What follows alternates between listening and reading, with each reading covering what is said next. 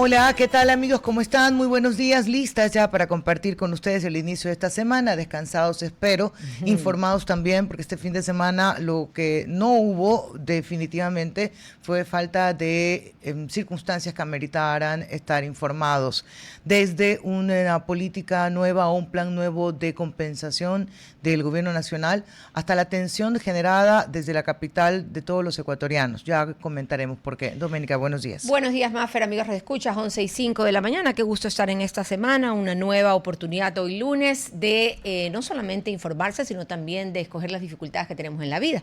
Todos los días presentan dificultades y hay que ir batallándolas, hay que simplemente escoger cuál dificultad vamos a conquistar. Y esta semana, una semana que viene acompañada de un feriado que por razones del paro en la Sierra Ecuatoriana, obviamente, no tuvo ningún tipo de rédito económico en el sector turístico, mientras que en la costa, Mafer y amigos, sobre todo en las playas, gran afluencia turística, el 80% de los hoteles, de toda la parte hotelera de las playas de la costa ocupadas, y eso pues ayuda muchísimo a este sector que es una industria sin chimenea, el turismo. Día 22 del paro, el resultado de esas cifras están relacionadas directamente con eso.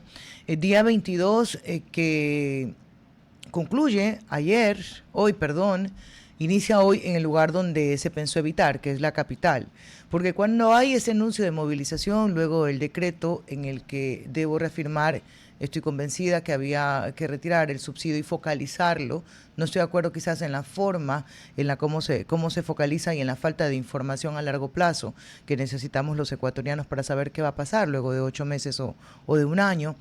Hay un movimiento del gobierno nacional, dice vamos a cambiar desde donde estamos administrando para que no se afectada nuevamente Quito, porque claro, tomarse Quito, entre comillas, tomarse la palabra el verbo como lo puede entender, no desde una forma vandálica, sino representativa, iba a quitarle peso a esa manifestación. Por eso digo, sigue este paro ya en el lugar donde se quiso evitar. Ya, no tiene el impacto del 2019 ni el 2022. ¿Será que lo estamos confrontando con dos momentos totalmente diferentes? Pero sí en extensión le gana, no en el daño que pudieron causar en menor tiempo las otras dos paralizaciones. Sí, definitivamente comparando, sentimos tal vez algunos ecuatorianos que ha habido mayor respuesta por parte del gobierno, no mayor planificación para evitar que sea tomada por la fuerza la capital de la República. Igual también se están haciendo ya los convoys. Mafer justamente hace 6 minutos en uno de los medios de información, como primicias, en las inmediaciones del aeropuerto Mariscal Sucre de la capital, ya hay policías militares que están alistando los últimos detalles para el convoy que partirá hacia Imbabura, porque Imbabura está sitiada por el paro, hay manifestantes pro y contra, pero los ciudadanos comunes son los que están en graves problemas ahora por la carestía de los bienes y por la cefalía de los mismos. Entonces, sí. El gobierno está tratando de dar esta ayuda con estos convoys, con transportes de insumos de primera necesidad. Sí, ahora este convoy al que luego, ese sería el segundo intento de llegar, el primero fue impedido por actos evidentemente violentos, que lo único que cabe es repudiarlos, o sea, no cabe la violencia desde ningún punto. Pero me preguntaba yo cuál es la razón de un convoy humanitario que hay detrás de eso, porque desde el mismo gobierno nacional se ha mencionado que este paro está localizado en determinados sectores, no ha causado daño. ¿Cuál es el daño que ha causado que amerita por segunda vez que llegue un convoy humanitario? Va con alimentos, pero también va con vituallas y con colchones. Y me da más como la impresión cuando hay estas tragedias naturales, dígase un terremoto, una luz, un socavamiento, que va el gobierno nacional con ese tipo de ayudas. Preguntaba, y esto lo digo con toda honestidad como siempre, y lo que digo acá en mi vida, es ¿qué ha pasado en esa comunidad o a qué comunidades van, a cuáles de ellas, que amerite este llegada humanitaria, este convoy humanitario? Claro, bueno, yo pensaría, Mafer, más bien que es simplemente una ayuda adicional que tienen estas comunidades que están separadas por las vías, por todas las manifestaciones, y que entre no servirlos y no darles nada, al menos están llegando con algo. porque mire que ni siquiera los diálogos que se intentan por parte de justamente la Cámara de Industrias y la Producción, uno de los gremios que ha querido de Pichincha, ha respaldado la Cámara el despliegue militar en el sentido de salvaguardar la capital, pero llama a un sentarse al diálogo y no hay frutos de eso. Y eso es lo que estamos viendo que yo, por lo menos, no sé usted, a poco tiempo no veo que eso se dé, ya son 22 días. Antes de ir ya con el entrevistado que sabemos que está en la línea, dos declaraciones que pongo sobre la mesa y esto parafraseando no es exacto lo que dijeron las autoridades. La primera, la ministra de Gobierno, refiriéndose que se han dado acercamientos, pero que no se han concretado los diálogos como debía ser. Y la otra, la que da el ministro John Reinberg el día de hoy en una entrevista en Teleamazonas, diciendo que se realizarán varias operaciones, no se identifican la dimensión de las operaciones, y está bien, porque eso es parte de la estrategia y la táctica, para ponerle fin al paro. ¿Cómo? No lo dice, ponerle fin al paro. Y para cerrar con lo que usted pregunta, dadas esas declaraciones y unidas a la que dice la ministra Rovira de que no marchan estos diálogos, pues definitivamente el diálogo no es la vía de salida. No es la vía de salida, no hay un mediador tampoco que podamos desde ya visualizar que pueda sentar a las dos partes, a los dos representantes, y más bien la pugna está más fuerte y continúa, como usted lo decía al inicio, evitando que lleguen al lugar donde lastimosamente han llegado, que es la capital. Nos vamos ahora, cuando son las 11:11, a nuestra primera entrevista del día. Justamente el magíster José Cabrera Zurita, el ex consejero del Consejo Nacional Electoral, nos acompaña en este momento vía online para hablar sobre el próximo proceso democrático que vamos a tener, la consulta popular y el referéndum en el Ecuador. Justamente está previsto para el mes de noviembre de este año, ya falta muy poco, 2 meses como mucho, menos de 2 meses, y queremos conversar, magíster, buenos días, Domenica Tabaqui aquí de Cuarto Piso lo saluda.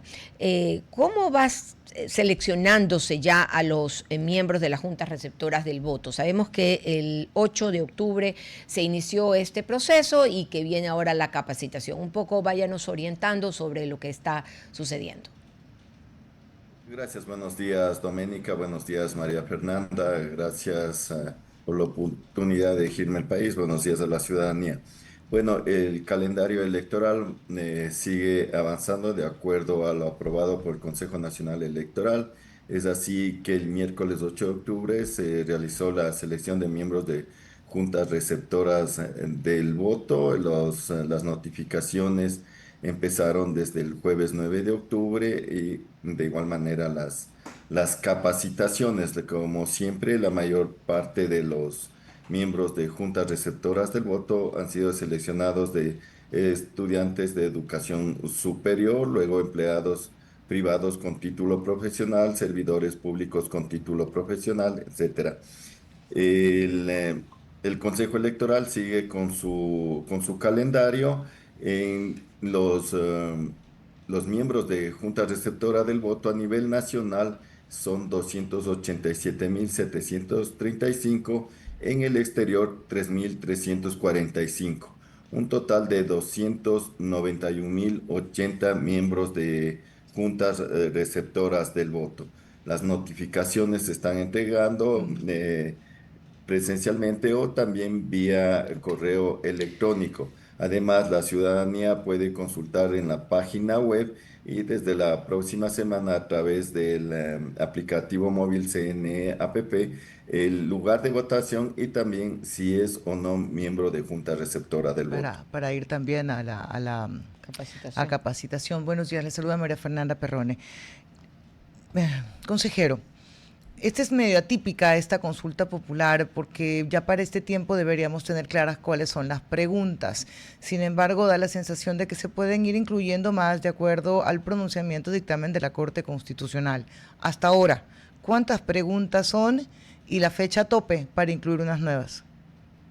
Gracias, María Fernanda. Buenos días. Sí, este momento se encuentran 3 preguntas de referéndum y una de consulta popular. La de referéndum es sobre las bases militares, el financiamiento a partidos políticos y la reducción de asambleístas. La de consulta popular es la de asamblea constituyente. Ujú. Hasta aquí están las cuatro preguntas. Sin embargo, el señor presidente, el Ejecutivo, podría enviar alguna otra pregunta que sea calificada por la Corte Constitucional. Nuestra obligación es recibirla y procesarla, pero en mi criterio personal, yo respeto la decisión de mis compañeros, pero en mi criterio personal ya no alcanzaríamos para incluirle en este proceso del 16 de noviembre, ya que tanto las áreas operativas, sistemas informáticos se encuentran ya con el calendario que está corriendo para el 16 de noviembre. En esta semana estaríamos ya imprimiendo papeletas. Los kits técnicos hacia el exterior se encuentran listos y de igual manera hasta el fin de semana se estarían ya enviando a los diferentes países alrededor del mundo para que los compatriotas tengan derecho a votar. También a las diferentes embajadas y consulados se han enviado los recursos económicos para que puedan alquilar los diferentes recintos electorales. Entonces, el proceso está en marcha y si llegara alguna pregunta, vuelvo a insistir, mi criterio personal ya no alcanzaría para incluirle en este proceso del 16 de noviembre. Sobre todo, consejero, no solamente por los tiempos legales permitidos, sino también si ya tienen inscritas las impresas las papeletas, sería pues dinero echado al trasto. Sí, efectivamente, por esa razón, al igual que el sistema informático se encuentra ya revisado y probado, y además se está enviando ya los kits técnicos alrededor del mundo. A partir del día jueves o viernes se estaría ya preparando los kits técnicos para lo que es dentro del país. Entonces, sí, se nos A ver, complicaría.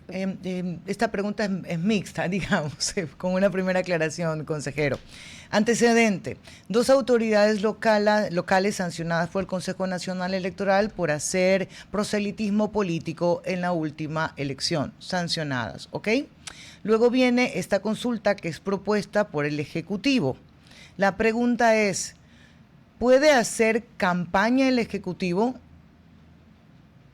Bueno, la organización política como tal se ha inscrito, está calificada para lo que es hacer campaña. Cierto. Recordemos que está el movimiento ADN, Acción Ujú. Democrática Nacional, está calificada para hacer la campaña por las tres preguntas y por la consulta popular. Ok. Eh, Claro, pero ahí Recordemos, hay una perdón. diferencia entre la organización política y el administrador de la cosa pública, es decir, presidentes o ministros. ¿Ellos pueden hacer campaña? No, nosotros recordemos que todo lo que es promoción de electoral sale con el visto bueno del Consejo Nacional Ok. Electoral. Recordemos que en la parte de redes no podemos controlar, pero toda información de obras, etcétera, tiene que pasar por el Consejo Nacional Electoral y su revisión para ver si es permitido o no la publicación de cualquier obra o algún tipo de esas cosas que se dé dentro de las instituciones Solo públicas. para estar clarísimo, de lado y lado, del que dice sí o del que dice vota no, ninguna autoridad, entiéndase, de elección popular o que haya sido designado o elegido puede hacer campaña demostrando postura por esas tres preguntas de consulta y por la que está relacionada una nueva constituyente. No pueden hacer campañas si no están calificados como organización social o política, y los funcionarios públicos no podrían tampoco hacer campaña, y recordemos que ya hay los antecedentes Sí. de que han sido sancionados a través del Tribunal Contencioso Electoral, quien se encarga de la parte jurisdiccional. Y solo para cerrar esto de la campaña, ¿cuándo comienza dentro del cronograma la posibilidad de no solamente de difundirlo a través de la propaganda, sino también en entrevistas? A ver, el jueves 1 de noviembre Ok, al 13 de noviembre está programado lo que es campaña electoral. ok, queda clarísimo. ¿Van a hacer, Magíster, durante esta campaña también una explicación exhaustiva de lo que es el referéndum y también de lo que es la consulta, las preguntas que son determinadas para cada una de estas dos instancias? Sí, el Consejo Electoral dentro de su presupuesto está la emisión de de las preguntas para que la ciudadanía esté informada. De igual manera estará en la página web y en el aplicativo móvil Infórmate Ecuador estará no solo las preguntas, sino también los anexos para que la ciudadanía esté informada y el día de las elecciones se acerque ya sabiendo por quién será eh, el voto que van a hacer. En el aplicativo móvil se le podrá encontrar como voto informado. El aplicativo móvil estará, espero, a fines de esta semana ya en funcionamiento, pero en la página web ya se encuentra. Consejero, ¿las organizaciones políticas y sociales se pueden inscribir parcialmente para un sí o para un no, considerando que está segmentada esta consulta? Sí, ya se han inscrito. Nosotros ya calificamos como Consejo Nacional Electoral. Es así que para la pregunta de bases militares y financiamiento de partidos políticos, así como la reducción de asambleístas, 10 organizaciones Ujú. políticas se han calificado y 3 organizaciones sociales, en total 13. Para lo que es Asamblea Constituyente están 11 organizaciones Ok. políticas y 4 organizaciones sociales, en total 15. De ambas Cada queda fuera una, la Revolución Ciudadana. la Revolución Ciudadana no calificó para las preguntas sobre las bases militares Ok. de financiamiento a partidos políticos, pero sí para lo que es reducción de asambleístas y la consulta popular, que es Asamblea Constituyente. Medio complicado cómo va a ser el control de la comunicación, porque solo podrían pronunciarse en teoría en esos dos que han sido calificados por el Consejo Nacional Electoral. Sí, nosotros, vuelvo a indicar, cualquier tipo de promoción en los medios Ujú. de comunicación tiene que salir con la autorización del Consejo Nacional Electoral. Ya, pero me Acabo de... refiero en entrevistas, porque está bien, se controla la difusión de propaganda y con el número pues acostumbra autorización del Consejo Nacional Electoral, pero luego están otros espacios, están las redes sociales que no están controladas, pero están espacios como este, que bien pudiera venir cualquiera de la organización a decir no o sí a la consulta. Bueno, también ahí los medios de comunicación tienen la responsabilidad de que cualquier propaganda o cualquier situación de esta de promoción es con la autorización del Consejo Nacional Electoral y también evitarse sanciones por temas de campaña no autorizada. Ok, y lo otro, igual la tesis de la revolución ha sido el uso de una tinta mágica. ¿Hay aclaraciones sobre la contratación que se hizo y de por qué se hizo a esta otra empresa? Y además, explíquele por favor o recuérdele por favor a nuestra audiencia que se mantiene lo que en la última elección ocurrió, la prohibición del uso de celulares. Bueno, nuestra política es así, ¿no? Ya no hay el pretexto de las caídas del sistema, etcétera. No hay los asuntos de que estén empadronados ciudadanos que han fallecido. Todos esos temas ya no existen y ahora tenemos lo de de la tinta, Ujú. que en el peor de los casos mancharía, pero no va a pasarse de un voto a otro. Pero bueno, son temas de nuestra política y bueno, tendrán que denunciar a los organismos correspondientes, investigarán y si es necesario tendrán que sancionarse. Todas las contrataciones que hace el Consejo Electoral es a través del sistema del CERCOP y se ha trabajado como siempre escogiendo a a la empresa que se encarga de el suministro de de estos servicios.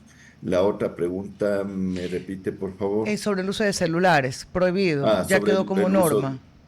El uso de celulares es una resolución que sacó el Consejo Nacional Electoral. Esa resolución no se ha sido bajada, se puede decir. Continúa esa resolución y por lo tanto, para este proceso electoral tampoco se podrá utilizar los dispositivos móviles o en definitiva aparatos electrónicos para tomar fotos o grabar durante el ejercicio del voto. Pueden ingresar hasta el recinto electoral, hasta la junta donde que tienen que ejercer su derecho al voto, pero no podrán utilizar en el momento que están ejerciendo su derecho al voto. En Obviamente, cuanto a sí, siga, en cuanto perdón. a los miembros de junta receptora del voto, también recordemos que a partir de las 5 de la tarde no pueden utilizar sus celulares porque también pueden ser sancionados y hemos visto que ha tenido mucha efectividad ese pedido porque los medios de comunicación transmitían el escrutinio y se veía que los 5 miembros de junta receptora del voto estaban dedicados al escrutinio, no solo uno o dos.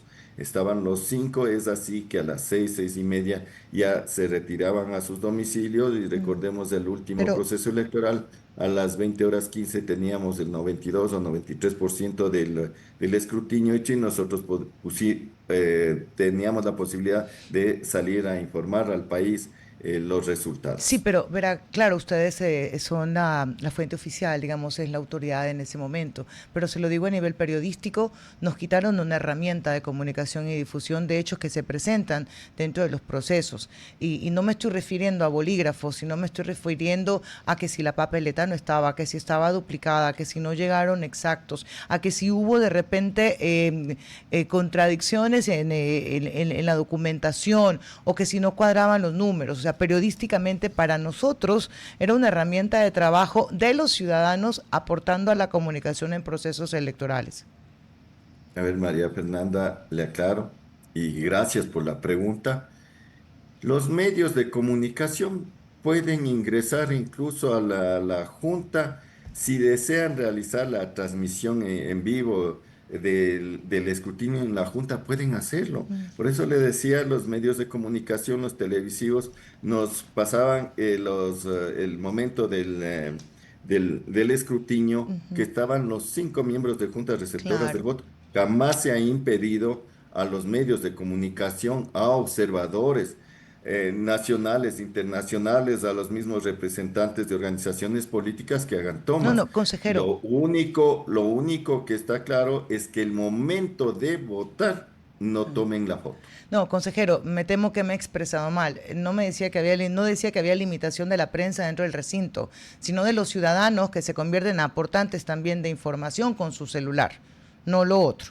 Seguramente yo no lo dije de forma adecuada. Pues no estoy hablando de la falta de apertura para la prensa, sino de la colaboración de la ciudadanía en este trabajo periodístico que hacemos. Ya, vuelvo a insistir, lo único es que no pueden tomar la foto el momento de ejecutar su derecho al voto. Eso es lo Consejero, único. le envío un abrazo. Gracias por estar con nosotros. Buen día para usted. Buen día, María Fernanda. Buen día, Doménica. Muchas gracias. Como siempre, a las órdenes para informar al país los avances del proceso electoral. Y lo vamos a estar Gracias. escribiendo, llamando. Gracias, consejero. Las 11:21, 28 minutos, 21. Se me voy a retroceder en el tiempo. Y recordamos pues que hasta el 1 de noviembre se notifica a los ciudadanos que van a conformar, como lo dijo el magíster, nuestro entrevistado, el consejero para conformar las juntas receptoras del voto, y hasta el 16 del mismo mes, es decir, de noviembre, la capacitación para los mismos. Okay. Y a votar porque hay que votar. Nos vamos a la pausa comercial, como siempre recordándoles en este inicio de semana, si usted quiere iniciar de la mejor manera, cambiarse de banco como lo hice yo, hágalo de inmediato a Banco Guayaquil, el mejor banco, Banco Guayaquil, el mejor banco del Ecuador. Sin filas, sin actores, súper fácil todas las aplicaciones que tienen los servicios tecnológicos y también presenciales con el mejor equipo humano. Nos vamos a la pausa y volvemos con otra entrevista y también con más noticias. RTP 96.5, a la conquista del mundo digital. presenta sus nuevas instalaciones y tecnología de vanguardia. Renovamos nuestro compromiso de seguir brindando contenido útil y de la más alta calidad. Programas de opinión con referentes de la comunicación. Noticias para contar todo lo que está pasando en todo momento. Una variedad de segmentos con lo que necesitas saber. Y asociaciones internacionales estratégicas. Todo para mantener a nuestra audiencia y seguidores siempre bien informados. Siempre en RTP. Buena compañía. Ya estamos de regreso, las 11:34 Primicias hace un resumen de cuántas veces los ecuatorianos hemos ido a las urnas. Chicos, ¿saben cuántas veces hemos ido a las urnas desde el año 2021? Contando el 2021 elecciones generales. No sé, ¿siete? Siete. Exactamente, Gerardo. A ver, la del 2021, elecciones generales, ¿cierto? Luego, en el 2023, seccionales. En el 2000, el referéndum del presidente Lazo en el 2022, perdón. El referéndum en el 2023. Y además teníamos la elección posterior a la muerte cruzada. Y en el 2025 tuvimos las elecciones generales también a inicio de este año. Vaya que nos hemos pasado en una campaña permanente y en una llamada a las urnas constantes. Es que se han presentado diferentes circunstancias para que así suceda. Con lo que me quedo es que esta sería la tercera consulta popular. La primera fue la del presidente Lazo, que perdió. Yo insisto que fue una evaluación y una calificación a su gestión. Le dijeron que no. La segunda, que la gana el presidente Noboa, salvo en 2 preguntas, que era sobre el trabajo por horas y el arbitraje internacional. Y esta tercera, que iríamos con 3 preguntas y con 4, las 3 primeras para hacer modificaciones y la cuarta para ser la mamá de las modificaciones. Si es que van a una consulta popular o a una nueva constituyente. Y no se ha dicho el lugar donde sería en Riobamba, en su momento lo ofreció el presidente. O sea, ya es confirmado que si se da la votación a favor para la... O sea, si confirmado, no se lo puedo decir. Y digo yo, ¿será que van a construir un lugar? Así como en Montecristi, dice usted, algo emblemático. ¿Y qué quedó eso? Nada. Para paseo, pero yo tengo años que no voy para Montecristi, de hecho, no sé... ¿Y se le ocurriría ir de paseo a esa edificación? Cuando estuve por Manaví, sí, dije, hay que ir a Montecristi, sí. No, a Montecristi sí, al edificio donde era la pero asamblea. Estuve ahí en la asamblea, sí. Yo dije mal. Pero bueno. ¿No se le ocurriría? No. Okay, Tengo aversión a ese tipo de cosas, de construir me pareció tan descabellado, porque lo que hicieron debieron de haberlo hecho en el Congreso Nacional, por último, en la Asamblea. En la Asamblea, entonces. Sí, bueno, yo también insisto que hay gastos que no deben hacerse.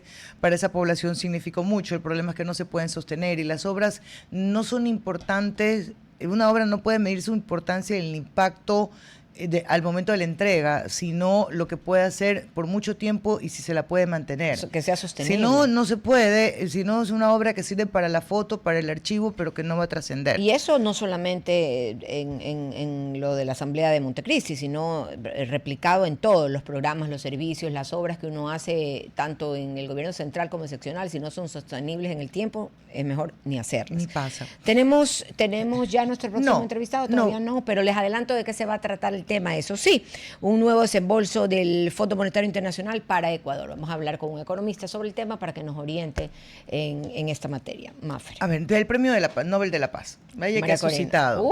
Ha suscitado de todo. Solo desde la llamada, es increíble cómo hoy en día se pueden hasta plasmar en tiempo real lo que sucedió con la llamada del representante de los premios Nobel a la ganadora, en este caso María Corina Machado. Y la respuesta que se da desde la Casa Blanca y luego también está hoy lo que logra a primera vista el presidente Donald Trump, poner un cese al fuego definitivo. En teoría, yo digo en teoría porque varias veces se han comprometido y al final nunca se ha logrado, y para mí siempre va a quedar marcada esta frase de ambos lados. La primera, que había que exterminar con Israel y la otra que tenía que exterminarse con Hamas. Y esas son como que promesas marcadas en sangre y a mí se me hace un poco difícil que esto nos asegure una paz a largo plazo. Lo siento, no es que pierda la esperanza, pero es que hay que ser realistas y esto es lo que nos ha dejado a lo largo de todos estos años. Ahora sí, un respiro para todo el abandono que ha tenido Gaza. Ha entrado ya ayuda humanitaria, alimentación, que era una cosa desgarradora ver cómo los nenes, ustedes saben que a mí me puede, sobre todo los niños que quedan huérfanos, mutilados y hambrientos. Esa era la realidad, desnutridos, escuálidos, ¿no? Solos, abusados, o sea, había de todo realmente en este cuadro. Y decían, ¿por qué no se lo dan a Donald Trump? Cuando venía yo acá a la cabina me encontraba con Rodolfo y me dice, ¿tú qué piensas de la entrega del premio? Y yo me río un poco de lo indigestados que estaban en la Casa Blanca, porque es cierto, como dice Rodolfo, esto no es que se me ocurrió, ahora mismo voy a nombrar. Un proceso, selección, hay nombres, conversan y son meses antes los que se toman esta decisión. Ups, qué pena que coincide con la decisión del logro de Trump, que eso no se le puede negar. Hoy es un logro, veamos si se puede mantener a largo plazo. Una de las aclaraciones que él hacía era que él no, entre bromas y verdad, es que él, si bien al principio dijo sí, que él hubiese sido el elegido para este premio de este año, dice que no, porque es en el siguiente que le corresponde por lo que va a hacer desde que fue electo. No sé si le corresponde, o sea, porque él ya lo daba sentenciado. Ya lo da con ese sabor a triunfo, pero además de este reclamo o de esta inconformidad con habérselo dado a María Corina Machado, también tuvo otras inconformidades que se han venido exponiendo en estos días. Por ejemplo, decían cómo le pueden dar el premio al Nobel de la Paz a alguien que ha pedido abiertamente que se invada territorio venezolano, los críticos de María Corina. Luego decían alguien que ha tomado una postura en la guerra entre Israel y Palestina y lo toman en esa posición de ir contra un pueblo, no puede ser calificada, nombrada, ni haberse ganado el premio Nobel de la Paz. O sea, las críticas siempre están, pero siempre generalmente siempre están a quienes eligen. Recuerdo que en el caso de Barack Obama, que nadie creía que se lo habían dado, amo a Obama, pero como que tampoco era para darte el Nobel de la Paz. Una pena que se convierta en un premio que es realmente tan humano y que por tantos años ha sido así considerado, comience a tener los tintes políticos, que es lo que no se desearía, ¿no? Porque pierde su sentido, pierde su esencia.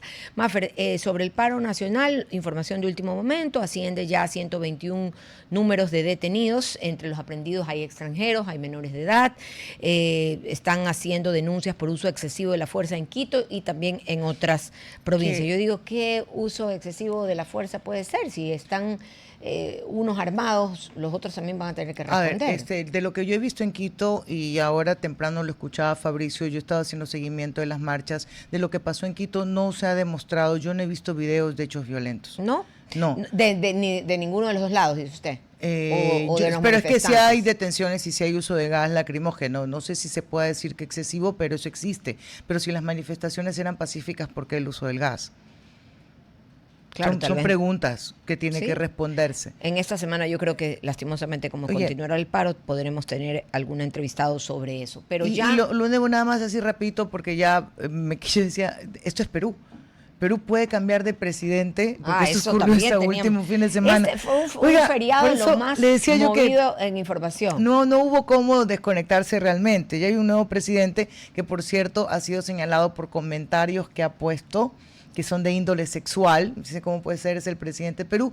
Pero más allá de eso hablaba no porque no es importante, sino porque quería referirme a la institucionalidad de Perú y que a pesar de que pasan presidentes, pues mira, no pasó nada. No pasó nada. Es como que ya se han acostumbrado a eso. Que su orden institucional está tan fuerte que presidente estaría por 6 meses aproximadamente. Y esto es. Entonces tú digo, ahí donde radica la institucionalidad, porque para votar presidentes Ecuador lo ha hecho en bomba.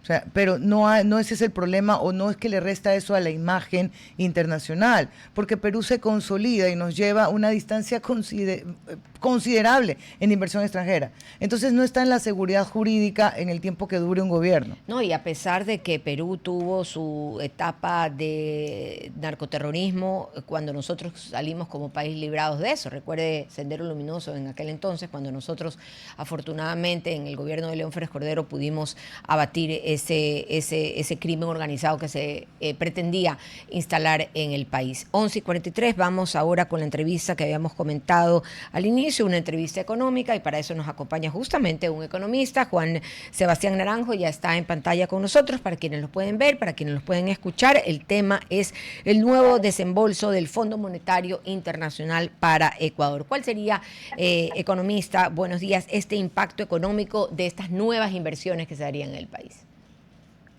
Buenos días con todos los radioescuchas de Radio Tropicana, un placer saludarles y qué bueno comenzar la semana analizando la situación económica del país. Mire, es positivo el que el Ecuador siga teniendo credibilidad internacional, que los multilaterales le sigan creyendo al actual gobierno, que haya este desembolso. Recuerde usted que al inicio del año, la programación de este gobierno era activar la macroeconomía en un inicio, el orden fiscal, pero en un segundo momento era activar la microeconomía. Recuerde usted que había una declaración del presidente Noboa donde decía que el segundo semestre de este año va a dinamizar la economía a través del gasto público, lo cual activaría las palancas de la producción. Si es que el Fondo Monetario Internacional sigue confiando en el país y este dinero llega acá, o esperemos que el presidente dinamice la economía a través de la obra pública, ¿no? Nos ha dado señales positivas de que el dinero público debe ser utilizado de forma eficiente. Eso hemos visto la focalización de subsidios, hemos visto cómo el dinero público debe ser tratado con mucha mesura en torno a las compras públicas. La reducción del tamaño del Estado de pasar de 20 ministerios a 13 ministerios y de 9 secretarías a 3 secretarías me parece también interesante. Así que este dinero ojalá sirva para dinamizar la economía. Ok, Ahora, claro Juan está, Sebastián, permítame. Lo esta saludo. línea se construía a inicios del año. Esta línea, este discurso se hablaba sin paralizaciones, sin movilizaciones, sin 13 días de caos económico, en el cual hay muchos líderes que se han puesto al frente a hablar de que no se debe eliminar el subsidio. Líderes que en su momento fueron los que empujaron a que la consulta del Yasuní TT se la apruebe.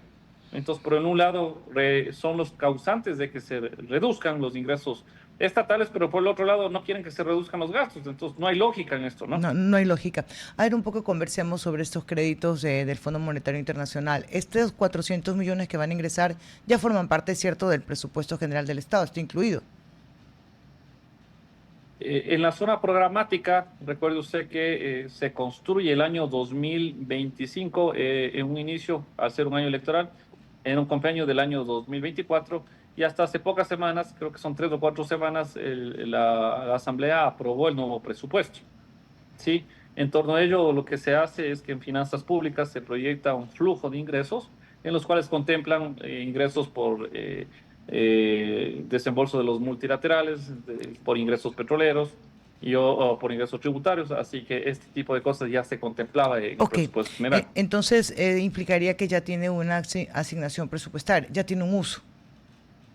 Definitivamente, cabe destacar también en eso que el gobierno tiene un presupuesto del cual normalmente se va desembolsando, se va haciendo uso de estos recursos, ¿no? Eso es como se construye un presupuesto, ¿no? Un valor en el cual poco a poco se va direccionando el gasto. Ok, de lo que se ve, ¿dónde se ha dirigido esos 400 millones para la inversión pública? ¿Dónde se las ha ubicado?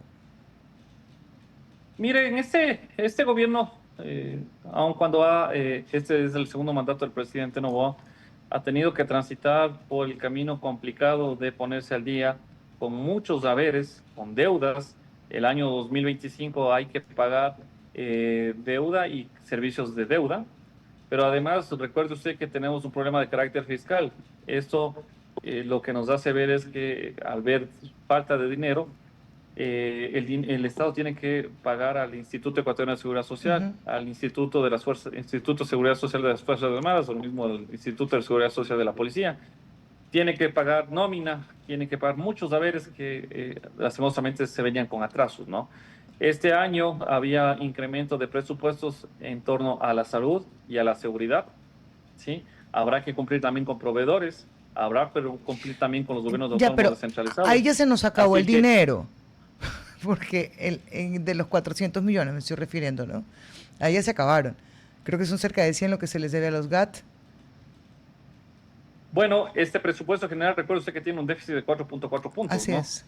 Entonces, no es que estamos hablando de superávits, No, no, sino para el nada. dinero que va ingresando al gobierno, al Estado, tiene que direccionarse en todos los compromisos que ya están, como usted bien lo decía, dentro de un presupuesto, Pero ¿no? Ya está comprometido. se lo preguntaba economista porque al inicio usted, y hacia allá se dirige la mayoría de los economistas, dice, bueno, esto tiene que ser para inversión pública, pero si ya está asignado, ¿cuál es el espacio de esa inversión sobre esos 400 millones de dólares que entran por crédito?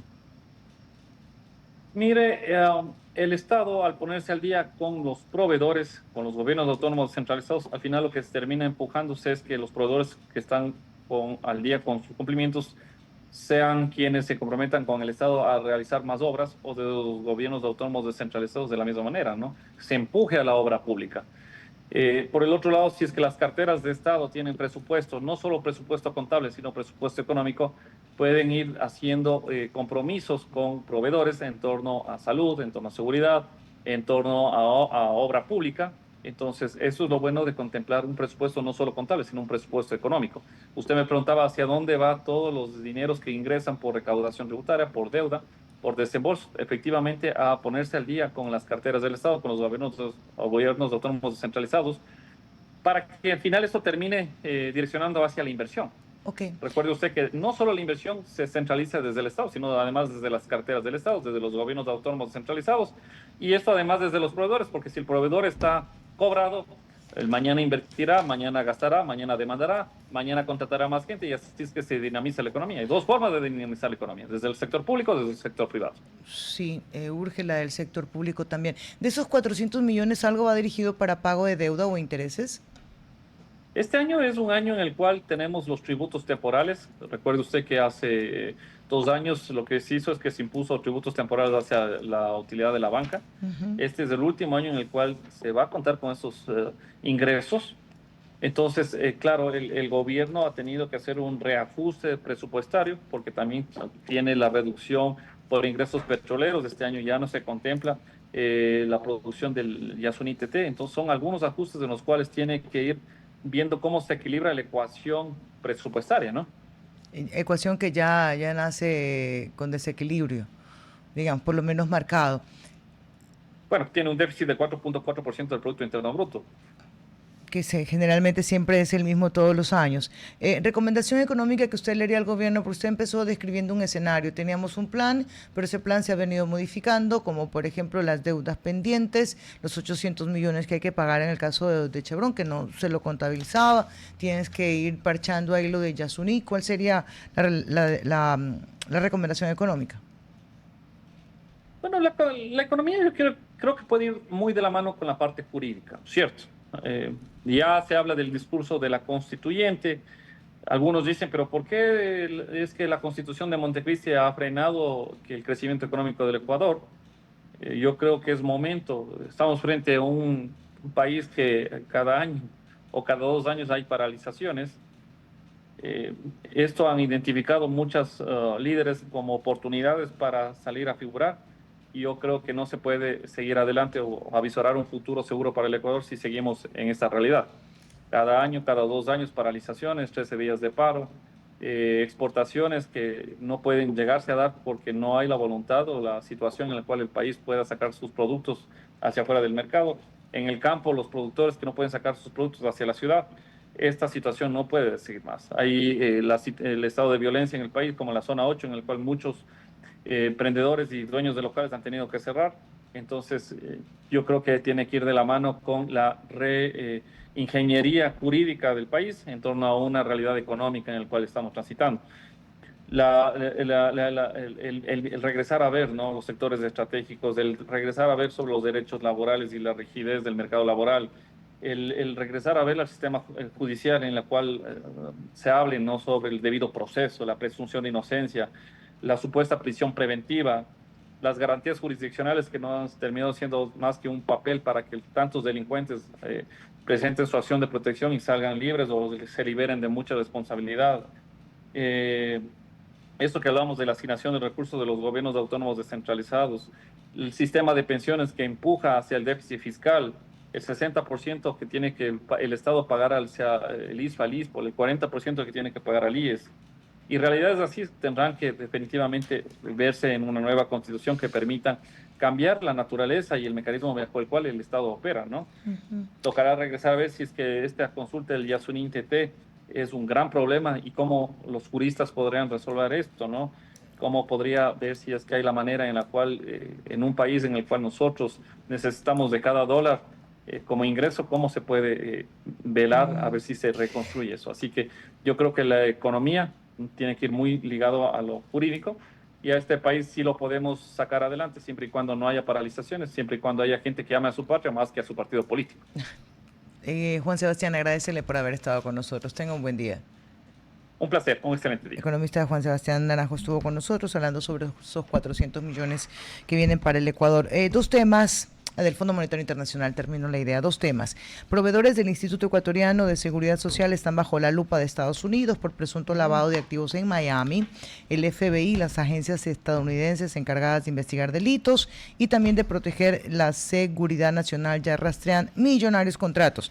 Entre los nombres figuran empresarios antes denunciados por corrupción. Noticia en desarrollo y que tiene bastante cola. Y lo otro, gracias Giovanni por recordármelo y enviármelo.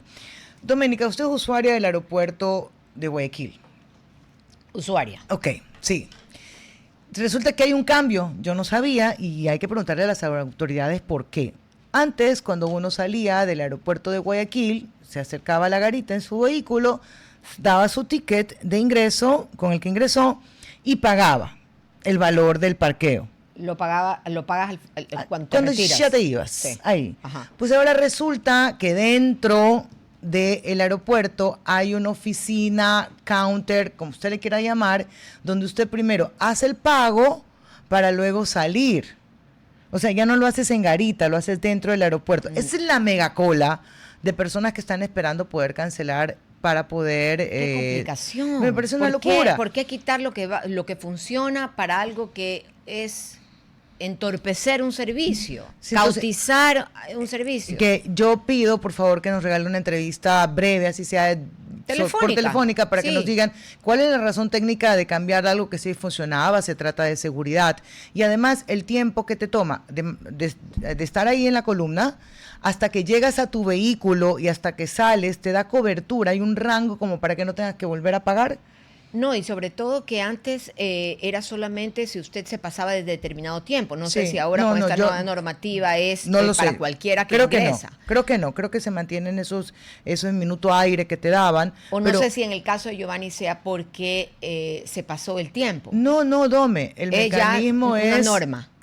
Norma nueva. Norma nueva. Porque yo lo acabo de visitar el aeropuerto saliendo, a ver qué día fue. No, esto fue ayer o antes de ayer. Esto es nuevo. La semana pasada que yo llegué. No, entonces que nos expliquen el por qué se está pagando en ese counter y ya no a la salida ahí en garita. Se alzaba la barra y usted se iba y pagaba ahí. Oiga, Mafer, no se puede ir usted sin oír la recomendación del día. Por favor, Banco Guayaquil, el mejor banco del Ecuador. Ese banco que sin filas, sin actores, le da el mejor servicio. Recuerde que si no se ha cambiado de banco, como lo hice yo, hágalo, porque las personas que no somos muy tecnológicas, lo hacemos rapidito desde el celular, desde el iPad, desde la computadora. Abre una cuenta corriente, una cuenta de ahorro con $0. Banco Guayaquil. Siempre pensando cómo ayudar a sus clientes. Muchas gracias por eso. 11:57, ahora sí. Hasta mañana. Gracias. Buena semana. Hasta aquí, Cuarto Piso. Control Master Marisela Basantes. Transmisión digital Gerardo Díaz. Coordinación de entrevistas Diana Raimondi. Redes sociales Erika Eras. Edición Oscar Saavedra. Dirección Javier Gamboa. Todos los derechos reservados. RTP 2025.